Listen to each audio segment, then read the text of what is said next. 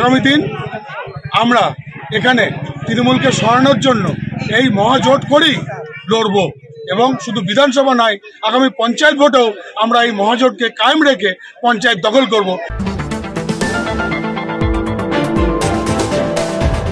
তৃণমূলকে একা কেউ পেরে উঠছে না বলে মানে সব ন্যায় নীতি আদর্শ বিসর্জন দিয়ে তিনজন এক জায়গায় হয়েছে, তৃণমূলকে হারাতে হবে।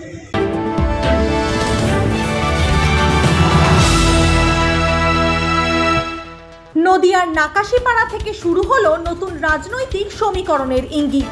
কাঁচকুলি সমবায় সমিতির নির্বাচনে শাসক তৃণমূল কংগ্রেসকে হারিয়ে দিল বিরোধী জোট।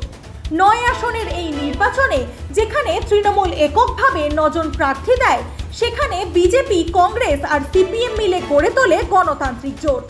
সকাল থেকে 772 জন ভোটার ছিলেন তালিকাভুক্ত, আর ভোট শেষে দেখা গেল শাসক তৃণমূল জিতেছে মাত্র 4 আসনে আর জোট দখল করেছে 5 আসন। আজকে নদিয়ার নাকাশিপাড়া কাঁচকুলি গ্রামে যে সমবায় নির্বাচন ছিল, তাতে 9টির মধ্যে আমরা 5টিতে আমরা জোট প্রার্থী জয়যুক্ত হয়েছি।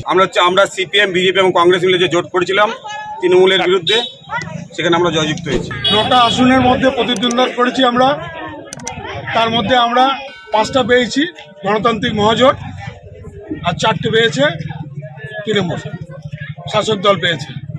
এর থেকেই বোঝা যাচ্ছে আগামী দিন আমরা এখানে তৃণমূলকে সরানোর জন্য এই মহাজোট করেই লড়ব এবং শুধু বিধানসভা নয়, আগামী পঞ্চায়েত ভোটেও আমরা এই মহাজোটকে কায়েম রেখে পঞ্চায়েত দখল করব।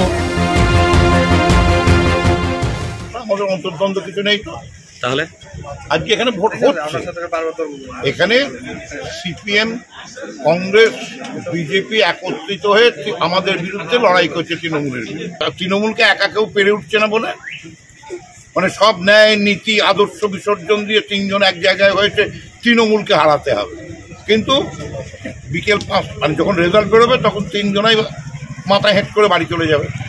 আমরা 100 ভাগই জিত, আমাদের 9টা ক্যান্ডিডেটই জিত।